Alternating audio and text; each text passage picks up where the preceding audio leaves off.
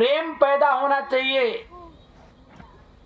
हमारे यहाँ कहावत है कि 12 साल का भी बूढ़ा होता है। कितने साल का बूढ़ा होता है? 12 साल का भी बूढ़ा होता है। अगर वो 12 साल में किसी ऐसे मुद्दे को सुलझा दे जो 80 साल के सयाने ना सुलझा पा रहे हों, तो वो बूढ़ा है या नहीं है? तो जब ज्ञान पैदा हो जाए, जब ज्ञान पैदा हो जाए, चाहे वो 12 साल का हो, चाहे वो 5 साल का हो, वो फिर बालक नहीं रहता। वो उसके अंदर वो धारा प्रवाहित होने लगती है। बस समझने का भाव, प्यार करने का भाव, प्रेम का भाव हमारे अंदर होना चाहिए। भगवान राम बड़े भाई थे, सबसे बड़े भाई थे, लेकिन जब वो वन को जाने लगे, माता कैकेयी ने 14 बरस का वनवास मांग लिया। आप सोचिए, 2 दिन पहले जिसको राज तिलक की तैयारियां चल रही हों, जिसके सर पर सेहरा बंधने वाला हो, राज्य का राजा बनने वाला हो, और 2 दिन बाद उसको कहा कि तू वन निकल ले, भाई तू राजपाट नहीं देखेगा, तुझे वनवास भोगना है। फिर क्या हाल होगा? क्या हाल होना चाहिए? आज तो 2 बेटों को बाप एक को एक लठ जमीन भी ज्यादा कर दे तो दूसरी लठ बाप के पीठ पर होगी। क्यों? प्रेम कहाँ है? चले जाओ ना किसी भी गांव में, आधे से ज्यादा मुद्दे कोर्ट कचहरी में तो मेड़ के होंगे। तो देखिए उस समय को, जिस समय भगवान राम को राज तिलक होने वाला था और उस समय उसको वनवास भेज दिया गया, और महानता उस भाई की देखिए जिसने राज लेने से इनकार कर दिया। उसने कहा, माँ तुझे शर्म नहीं आई, लाज नहीं आई कि उस भाई को वन भेज दिया, मुझसे कहा राज तिलक कर? ऐसा कैसे संभव हो सकता है? उनने कहा, मैं ये राज स्वीकार नहीं करूंगा। रोते बिलखते भगवान राम के तलाश में निकल पड़े। जब भगवान राम के पास निकल पड़े, बड़े बड़ाई ना करे, बड़े न बोले बोल, और रहे मन हीरा कब कहे कि लाख टका है मेरा मोल। उधर भगवान राम ने और लक्ष्मण ने भरत की सेना को आते हुए देखा तो लक्ष्मण बड़े उग्र हो गए। उनने कहा, देखो भैया, इस छोटे को पूरा राज मिल गया तब भी रास नहीं आया, पूरी सेना लेकर के लड़ने के लिए मुझसे आता। उन्होंने कहा, नहीं नहीं लक्ष्मण, ऐसा नहीं है, उसका स्वभाव ऐसा नहीं है। जब तक हम अज्ञानी होते हैं, बाबा जी एक बात कहा करते थे, अली एक बात कहूं सुलटी और बगैर समझे लगे उल्टी। तो उन्होंने कहा, लक्ष्मण अभी तुम्हें उल्टा लग रहा, उसको आने तो दे। जब वो आया तो कई कोस दूर से उन्होंने राम को नतमस्तक कर लिया और पास में आते आते अधीरता से रोने लगे। वो भाई का प्रेम। आज तो यहाँ न खेत का बंटवारा है और न धन का बंटवारा है। अगर यहाँ बंटवारा हो रहा है तो दिलों का बंटवारा हो रहा है। यहाँ किसी को कुछ नहीं लेना और कुछ बांटना नहीं है, लेकिन फिर भी हम आज बटे पड़े हैं। तो भरत को उन्होंने सीने से लगाया और कुशलात पूछी। उनने कहा, सब तो खत्म हो गया और यहाँ तक मैं जीते जी मैं भी खत्म हूँ। उनने कहा, नहीं नहीं भाई, ऐसा मत कहो, आप घर को लौट जाओ, राज करो। उनने कहा, नहीं नहीं, अगर आप घर को नहीं लौटेंगे तो मैं भी आपके साथ में वन में चलूंगा। तो उन्होंने कहा, भरत, रघुकुल रीत सदा चली आई, प्राण जाए पर बचन न जाई। तो ये दुआ राम ने भरत के लिए नहीं कहा, ये दुआ सब हमें लोगों के लिए कहा है। हमारे गुरु जी कह के गए, सत्संगी भाई सत्संग में प्रेम बढ़ाओ। अब कितना प्रेम उमड़ रहा है ये हम देख रहे हैं, आप भी महसूस कर रहे हो उस बात को। तो उनने कहा कि भरत तुम जाओ, तो उन्होंने कहा नहीं नहीं, इधर आपकी आज्ञा है मैं राज करूं, उधर माँ की आज्ञा है तू राज तिलक कर। मुझे कैसे धर्म संकट में आप डाल रहे हैं। तो उन्होंने कहा भ्राता मैं आपके बात का भी उल्लंघन नहीं कर सकता, और जो माँ ने मांग लिया, जिसके गम में पिताजी चले गए मैं उसको भी नहीं छोड़ सकता। आप ऐसा है घर नहीं चलते हैं तो आप अपनी चरण पादुका दे दें। क्या दे दें? चरण पादुका दे दें। मैं उस चरण पादुका से राज चलाऊंगा, मैं चलाऊंगा नहीं, उसकी पूजा करूंगा, है ना।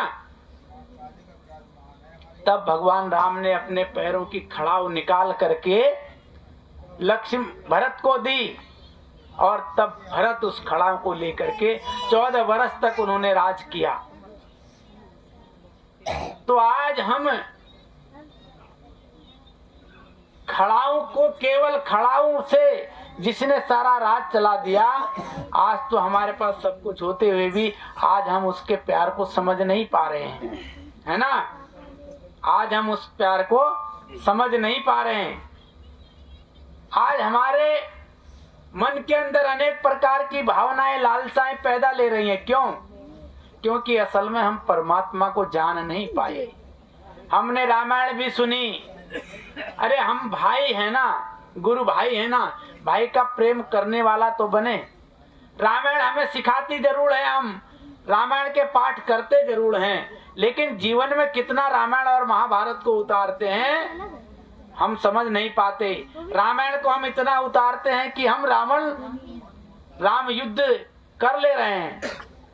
महाभारत को हम इतना जान रहे हैं कौरव पांडवों का युद्ध हो जा रहा है, लेकिन गीता में कृष्ण ने क्या उपदेश दिए और राम ने क्या नीति निभाई, हम इसको आज जीवन में उतार नहीं रहे हैं। हमारा भाई हमारे भाई को सिखा रहा है, और वो ये समझ रहा है कि पता नहीं है कौन कहता है कि तुम्हारी जुबान की बात अखबार नहीं होती, बस तुमको खबर होती है कि किसी को खबर नहीं होती। क्यों? सिर्फ तुमको खबर होती है कि किसी को खबर नहीं होती। ये हमारा अपना मानना है, क्योंकि ये जो शब्द निकलते हैं ना इस ब्रह्मांड में कभी खत्म नहीं होते। आज वैज्ञानिक रिसर्च कर रहा है इस बात पर। क्या रिसर्च कर रहा है कि जितने शब्द बोले गए वो कहाँ गुम होते हैं, इसी ब्रह्मांड में गूंजते रहते हैं। अब उसको कैच करने के लिए, उसको पकड़ने के लिए उसकी खोज में लगे पड़े हुए हैं। तो ये जो शब्द निकलते हैं ना ये कभी खत्म नहीं होते, ये लौट के हमारे पास आते हैं। एक उदाहरण आपने देखा होगा, किसी वीरान जंगल में या किसी गहरे कुएं में आप एक बार बोलिए, उसकी हद जहाँ खत्म हो जाएगी वहां से वो शब्द ऊपर उठता है, आता है लौट करके। ऐसे जहाँ पर इसकी हद खत्म होती है वहां से ये शब्द लौट करके आता है, बस हम सुन नहीं पाते, हमारे तक पहुंच नहीं पाता, क्योंकि उसकी अथाह दूरी होती है। तो इस बात को हमें समझना पड़ेगा, इस बात को हमें जानना पड़ेगा कि हमारा जन्म तो केवल प्रेम करने के लिए था। किससे प्रेम करने के लिए था? परमात्मा से प्रेम करने के लिए था। कई जन्म भये कीट पतंगा, कई जन्म हम कीट पतंगों में हम पैदा हुए, कीड़े मकोड़े बने, गधे गाय गो, पता नहीं क्या क्या बने हम लोग। इतने जानवर हैं, न जाने ये हमारे ही भाई होते हों, क्या पता। हो सकता है हमारे बीच में मृत्यु के बाद ये गाय गधे घोड़े बने हुए हों। अब कितना मारते हैं हम इन्हें। तो ये गति हमारी होगी, क्यों? क्योंकि हमारे अंदर प्रेम नहीं है, और जब तक हमारे अंदर प्रेम नहीं होगा तब तक कुछ भी हासिल नहीं होगा। इसलिए कहा ध्यान मूलम गुरु मूर्ति, पूजा मूलम गुरु पादुका, मंत्र मूलम गुरुर्वाक्यम, मोक्ष मूलम गुरुर कृपा। जिस प्रकार से भरत ने खड़ाओं को लेकर के 14 वर्ष तक तपस्या की, खड़ाओं को रखा, भगवान राम को साक्षी मान करके उस खड़ाओं के द्वारा राज्य चलाया। तो इसलिए कहा कि ध्यान मूलम गुरुर मूर्ति। अगर हमें भी जीवन में अपना उद्धार करना है तो ध्यान मूलम गुरु मूर्ति, जो मूल है ध्यान लगाने का वो गुरु की मूर्ति है। गुरु के स्वरूप का हम ध्यान करें, ध्यान मूलम गुरु मूर्ति। लेकिन याद रखना, एक किसान था, वो एक महात्मा जी के पास गया। उसने कहा महात्मा जी मुझे कोई एक सा मंत्र बता दो जिसका मैं ध्यान करता रहूं, मंत्र जपता रहूं। अब वो महात्मा जी रोज देखते थे, सुबह 4 बजे उठ के आ जाता, रात के 8 बजे घर जाता, उसे फुर्सत नहीं थी। उसने कहा कि क्या करेगा ये? तो उसने कहा भाई क्या करना है तुम्हें? भगवान का नाम लेके खेती करो। नहीं बोला मुझे भगवान का भजन करना है। तो महात्मा जी ने सोचा ये बेचारा भजन क्या करेगा। बोले तू सबसे ज्यादा प्यार किससे करता है? उसने कहा मैं तो अपने बैलों से प्यार करता हूँ। तो उसने कहा जा जिसको ज्यादा प्यार करता उसी का ध्यान लगा। अब वो कुटिया में गया, खाली समय था, अब वो बैल का ध्यान करने लगा। बैल का ध्यान करते करते करते पहले उसने उसके सींगों को देखा, धीरे धीरे उसको लगा कि उसके भी सींग निकल आए हैं, बहुत बड़े हो गए। फिर उसको लगा कि उसका शरीर बैल की तरह बहुत भारी हो गया, उठ नहीं पा रहा। अब उसका स्वरूप उसके शरीर में चढ़ गया। एक दिन महात्मा जी ने कहा बहुत दिन हो गए किसान आ नहीं रहा भाई, इसका पता किया जाए। वो झोपड़ी में गए, बोले राम सिंह क्या हुआ भाई, बाहर निकल, कहाँ है? बोले गुरुजी ध्यान में ही है। बोले गुरुजी मैं बाहर नहीं आ सकता। बोले क्यों? बोले बहुत बड़े लंबे लंबे सींग हो गए, बहुत बड़ा शरीर हो गया है। बोले अच्छा क्या कर रहा था? बोले मैं तो अपने बैल का स्वरूप का ध्यान कर रहा था और बहुत बड़े बड़े मेरे सींग हो गए और बहुत बड़ा शरीर हो गया। तब महात्मा जी अंदर गए, उन्होंने उसको झकझोरा और बताया कि भाई मुझे क्या पता था कि तू वास्तव में बैल का ध्यान करने लगी। तो ऐसी गति हमारी है। तो ये जो मंत्र मैंने बोला ध्यान मूलम गुरुर मूर्ति, यानी कि गुरु की मूर्ति का ध्यान करना है। लेकिन किस मूर्ति का ध्यान करना ये आज तक हमको पता नहीं। अगर हम गुरु की मूर्ति का ध्यान कर देंगे, कोई मेरी सूरत का ध्यान करने लगे रात दिन, उसके आगे वो कुछ ना करे, तो एक दिन ऐसा लगेगा कि उसका स्वरूप मेरा स्वरूप हो गया है। केवल ये जो हमारा ये हाड़ मांस से बना हुआ शरीर है ना, इसी का रूप आप देखने लगोगे, यही विशाल काय रूप हो जाएगा। तो इस विशाल काय रूप बनाने से परमात्मा नहीं मिलेगा। तो वो मूर्ति कैसी होगी? हमको किसका ध्यान करना है? संसार के लोग जीवन भर मूर्ति का ही ध्यान करते रहते हैं और उसी ध्यान में परमात्मा के यहाँ का लेखा है, जो जैसा करेगा वैसा पाएगा। परमात्मा 1 इंच भी हमको अपनी मर्जी से कुछ नहीं देता और न हमसे 1 इंच भी अपनी मर्जी से लेता है, कुछ नहीं। जो वो कुछ देता है वो सब हमारा किया हुआ होता है, जो कुछ लेते हैं वो भी हमारा ही किया हुआ होता है। वो अपनी तरफ से हमको कुछ भी नहीं देता। ये दिल दिमाग से हटा दें कि भगवान हमको कुछ अपनी तरफ से देगा, नहीं, जितना हम करेंगे उतना ही पाएंगे। तो गुरुर मूर्ति ध्यान मूलम, वो मूर्ति कैसी होगी?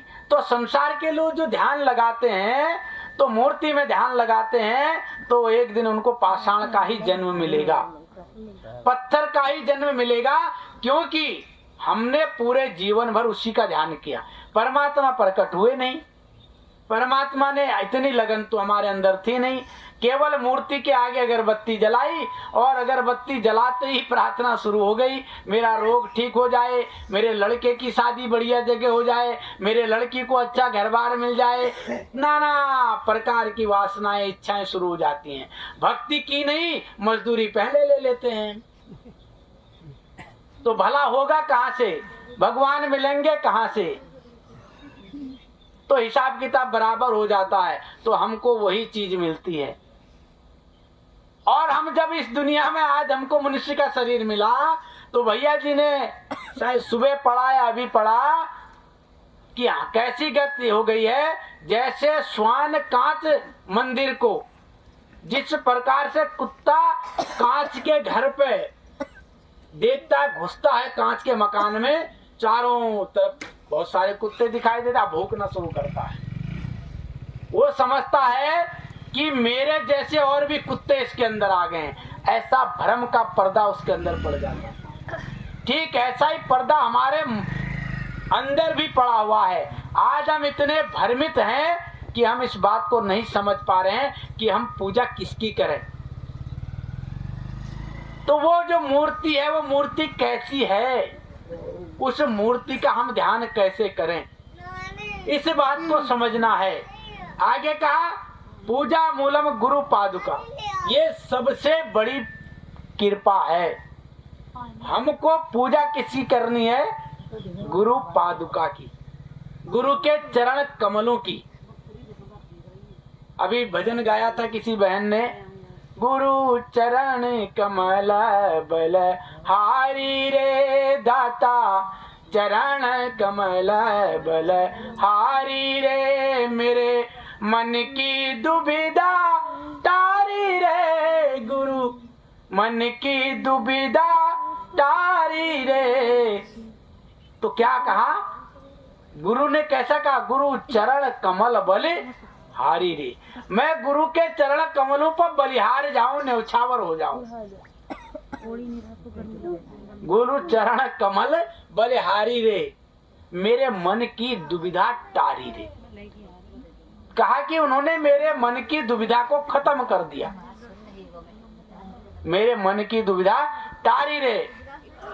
द्वैत भाव सब दूर कराया, उनने द्वैत भाव सब दूर करा दिया और अपना रूप बताया है और अपने रूप की पहचान करा दी। जब हमें स्वयं के रूप के अपने आत्म तत्व का ज्ञान हो जाएगा, तो हमको फिर किसी का कुछ भी लेना देना जरूरत नहीं, फिर हमें कुछ भी भ्रम नहीं रह जाएगा। तो इसलिए कहा कि इसके लिए क्या करना पड़ेगा? गुरु के चरण कमलों का ध्यान करना पड़ेगा। अब गुरु के चरण कमल होते कहाँ हैं, ये भी हमको पता नहीं। किसी से पूछ दिए जाए कि भाई गुरु के चरण कमल कहाँ होते हैं, कहाँ पर हम ध्यान लगाएं, मेन विधि सार शब्द वहीं प्रकट होता है। प्रेमी सज्जनों, मैं ये भेद बता रहा हूँ, अगर खोजी हो तो तुरंत मिल जाए पल भर की तलाश में। अरे मुंह को कहा ढूंढे रे बंदे, मैं तो तेरे।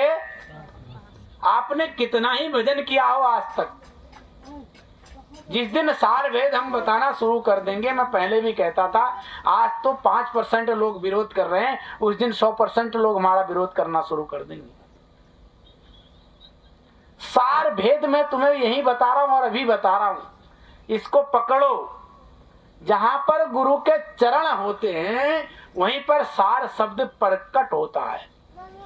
अब गुरु के चरण होते कहाँ हैं, इस बात को अगर आपने भजन करके प्राप्त किया हो तो जानो, नहीं तो बस केवल छोटी सी लड़ाई हमारे यहाँ